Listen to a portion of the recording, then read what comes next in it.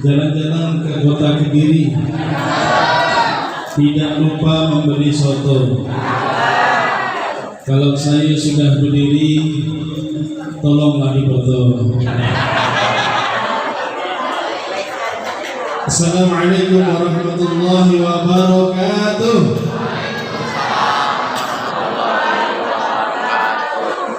Alhamdulillah alladzi alafa baina qulubina fa aslahna bi ni'matil Islam, bi ni'matil iman, bi ni'matil ibadah, bi ni'matil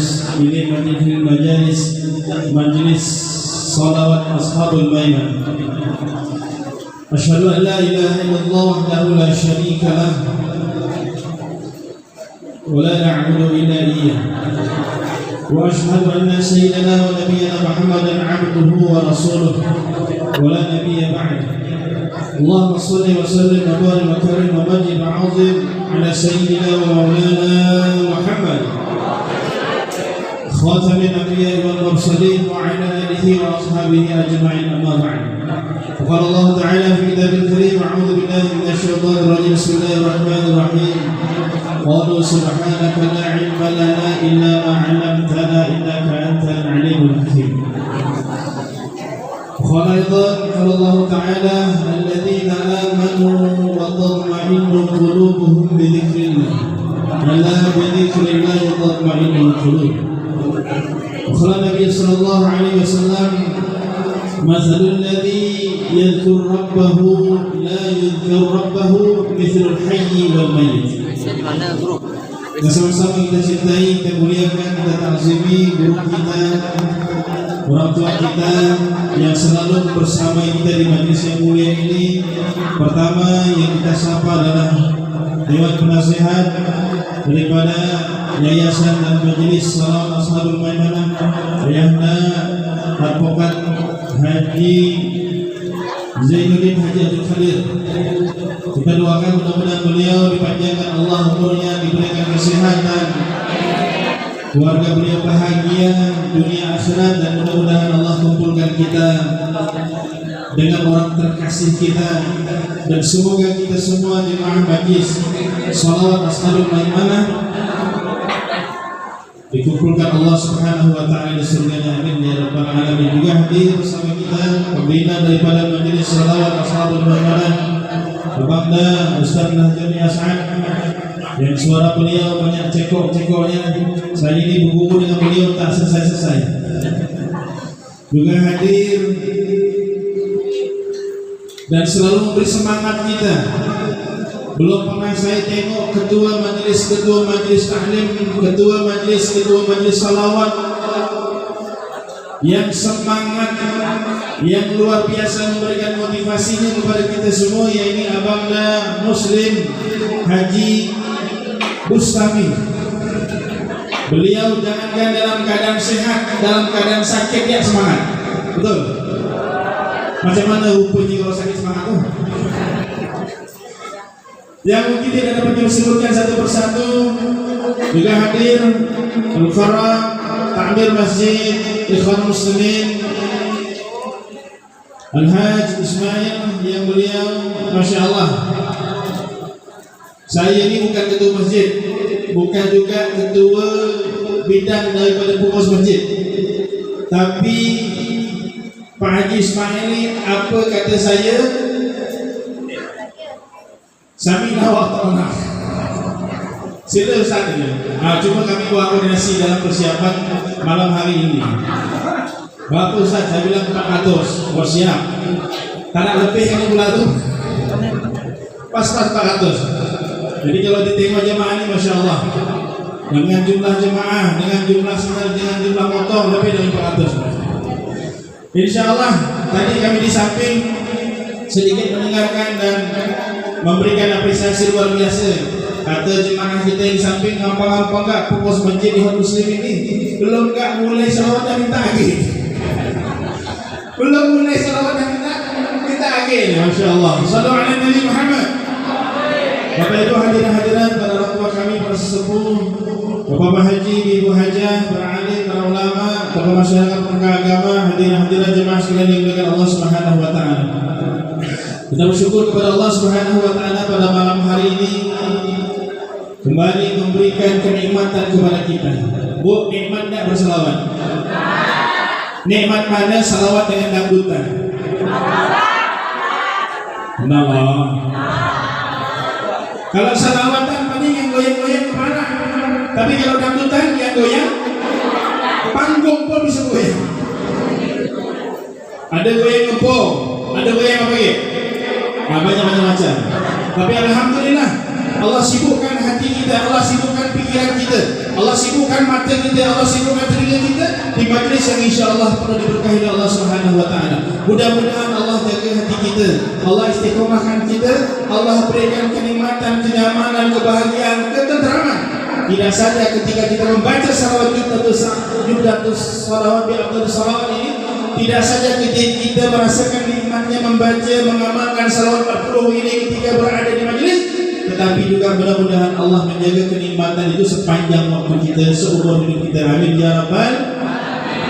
Makanya ngamalkan salawat 40 ini bukan hanya di majlis, tetapi setiap hari di rumah. Niatkan di dalam hati kita, ada waktu khusus setiap harinya, jadikan ini wirid harian kita. Maka insya Allah dengan wasilah daripada kita membaca salawat ini, mudah-mudahan Allah pertemukan kita, Allah izinkan kita bisa berjumpa dengan Nabi Sallallahu Alaihi Wasallam. Sallu ala Nabi Muhammad. Bapak Ibu jemaah yang dimuliakan Allah, kalau nak ceramah rasanya tak pantas.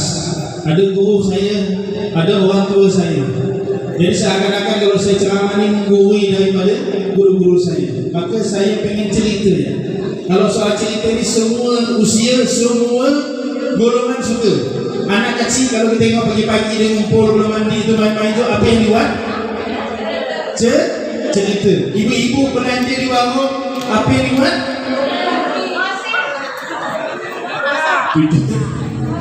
Bapak-bapaknya ke majlis ni mudah dijadual. Kita nongkrong di mana pada awal apa ni? Warung kopi, apa yang dibuat? Cerita. 1 jam, 2 jam, 3 jam, 4 jam sampai larut malam tak terasa waktunya. Kerana suka je. Saya pun mau cerita sampai jam 12. Sanggup? Sanggup? Sanggup? Jangan ibu yang duduk, saya yang berdiri pada sanggup. Jadi ada cerita begini, Bapak Ibu yang dimuliakan Allah, singkat saja. Suatu hari Nabi Sallallahu Alaihi Wasallam bersama para sahabat sedang bermajlis. Tiba-tiba Nabi Sallallahu Alaihi Wasallam menyatakan akan tiba seseorang yang mana dia adalah ahli surga. Tak lama Nabi ngomong begitu, masuklah orang yang disebutkan oleh Nabi Sallallahu Alaihi Wasallam, sehingga sahabat melihat orangnya biasa saja penampilannya, orang Arab dunia. Besoknya Nabi juga mengulang perkataan yang sama. Nih sebentar lagi akan datang seseorang yang mana dia adalah ahli surga. Datanglah orang itu, dilihat oleh sahabat orang yang sama dengan orang yang semalam. Kemudian besoknya Nabi Sallallahu Alaihi Wasallam bersama para sahabat juga mengulang dengan pernyataan yang sama. Sebentar lagi akan datang seseorang yang mana dia adalah ahli surga. Tengok sahabat, orang yang kita ini ya, 3 kali betul-betul orang yang sama yang disebut oleh Nabi Sallallahu Alaihi Wasallam. Lalu di antara para sahabat Abdullah Amr bin As penasaran apa amalan orang tersebut sehingga Nabi Sallallahu Alaihi Wasallam mengucapkan sampai 3 kali berulang-ulang bahwa orang itu adalah ahli surga. Kira-kira ada yang tahu apa amalan orang itu? Mau tahu tak? Mau saya kasih tahu? Mau saya kasih tahu? Catat nama HP saya. Lalu sahabat Rasulullah Abdullah Amr bin As merencanakan untuk menginap dan numpang tidur di rumah orang tersebut.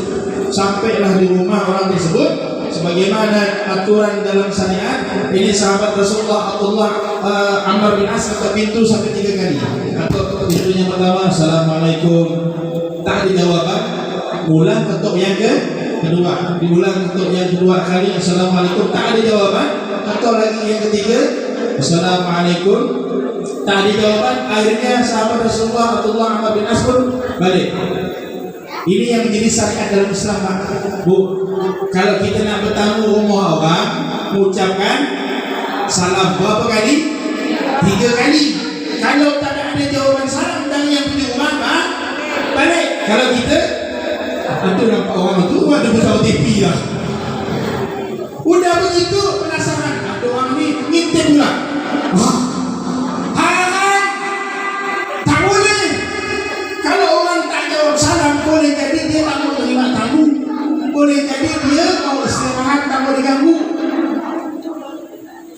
Kita enggak dari depan 3 kali tak ada dijawab, tapi ada kedengaran suara TV, ada kedengaran orang ni tak kedengaran, pindah dari samping dapur. Kalau kita ni mentang-mentang udah keluarga, mentang-mentang dah berkawan dekat, ngucap salam tu gimana? Udah masuk sampai dalam rumah, dah sampai dapur, itu bagusan. Terkejut dia punya rumah. Tak boleh dalam adat Islam kalau nak bertamu ketuk pintu 3 kali. Kalau tak ada dijawab salam sama yang punya rumah, benar lah.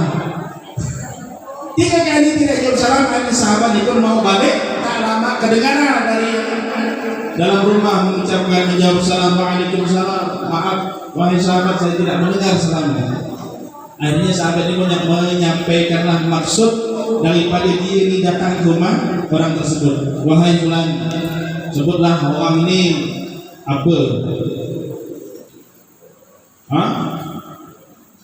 Abu Dhar. Wahai Abu, ini ada banyak Abu ni. Bolehkah saya numpang tinggal di rumahmu, numpang nginap di rumahmu? Silakan ke yang tuan rumah tadi. Ya, maka dipersilakan nginap selama 3 malam. Apa yang dibuat oleh sahabat Rasulullah Abdullah bin Asri? Dia memperhatikan apa yang dilakukan oleh si tuan rumah ini. Karena penasaran, kenapa sampai Nabi menyebutkan bahawa dia adalah ahli surga sampai 3 kali Rasulullah mengulang-ulang. Hari pertama, malam pertama ditengok, dan biasa-biasa saja amal ibadahnya. Terus malam kedua ditengok, sama kan? Sampailah malam ketiga, tidak ada yang istimewa, tidak ada yang lebih maaf daripada amal yang dilakukan daripada sahabat Abdullah bin Asri. Sampai 3 hari, lalu sahabat Rasulullah ni Abdullah bin Asri dia balik. Bapak ibu kalau ada tamu nak nginap rumah kita, boleh selama 3 hari sarannya. 3 hari ini boleh kasih makan gratis, kasih minum gratis, semua gratis. Tapi kalau dah masuk hari keempat, buka bon. Hari keempat buka bon, makan bawa apa? Minum. Cuma boleh 3 hari. Hari keempat dah, ya, tak ada gratis lagi. Lalu sudah sampai hari ketiga disampaikan maksud yang sebenar daripada sahabat ini. Wahai Tuhan, sesungguhnya aku ini penasaran. Aku pengen tahu amal apa yang kau lakukan sehingga Rasulullah menyebut engkau ini adalah ahli surga. 3 kali Nabi menyebut ini. Bukan ala-ala 3 kali betul-betul. Tapi aku tengok ni, wahai Tuhan, maaf ajalah ibadah yang kau lakukan sepanjang malam 3 hari yang aku tengok ni, maaf ajalah. Tak ada lebih daripada ibadah dan amal yang aku kerjakan. Tapi yang sebab Nabi menyebutkan engkau ni adalah ahli surga. Kata yang tuan rumah ni bilang, itulah yang aku lakukan setiap hari, setiap malamnya sebagaimana yang aku perhatikan. Tak dapatlah jawapan yang diinginkan oleh sahabat ini, lalu balik. Begitu nak melangkah balik meninggalkan tuan rumah ini, baru teringatlah tentang apa yang dilakukan oleh seseorang yang Allah sebut, yang Nabi SAW sebutkan bahwa dia adalah ahli surga. Ternyata Bapak Ibu yang dimuliakan Allah, yang dilakukan oleh beliau ini setiap malam.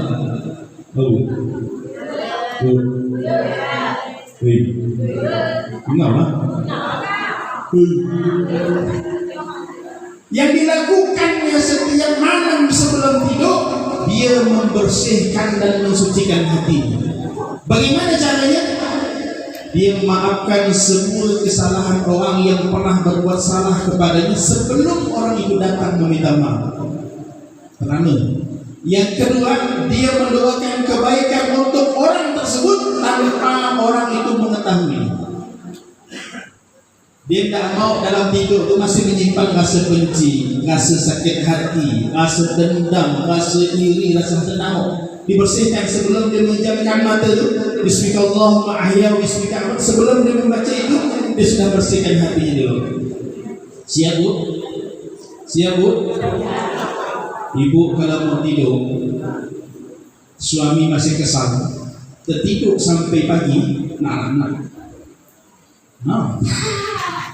maka sebelum tidur datang suami, bersimpuh di hadapan suami, dielus kaki dia, Pak, ngapa kau ni tupin pula dengan cara Pak Ustaz dari malam. Maaf Pak ya, ya Allah, suami pun senang tak Pak kalau bini datang minta maaf Pak? Senang tak Pak? Ini suami takut Pak. Senang tak Pak? Oh senang. Jadi sebelum tidur pastikan suami sudah ridho. Maka ketika seorang istri sudah mendapatkan ridho daripada suaminya, maka itu adalah jalan surga. Akan dimudahkan, akan mendapatkan kemudahan jalan surga. Ya Pak, siap ridhokan kepada istrinya Pak. Para suami, bapak-bapak siap ridhokan istrinya. Kalaupun istri meninggal, ridhokan saja. Maka ketika seorang istri dia meninggal, kemudian suaminya ridho, surga baginya. Siapa?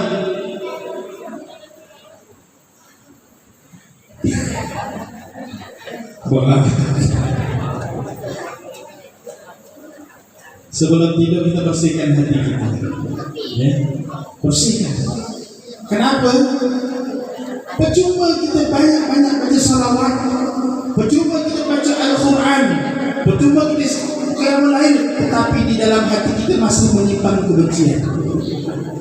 Di dalam kitab Bada'i Al-Fawaid yang ditulis oleh Ibnu Qayyim Al-Jauzi, yang beliau juga menuliskan kitab Zadul Ma'ad fi Hadi Khairil Ibad, beliau menggolongkan atau mengelompokkan ada 3 jenis hati manusia. Pertama, manusia ini punya hati, jenis hati yang disebut dengan qalbul mayyit, hati yang mati.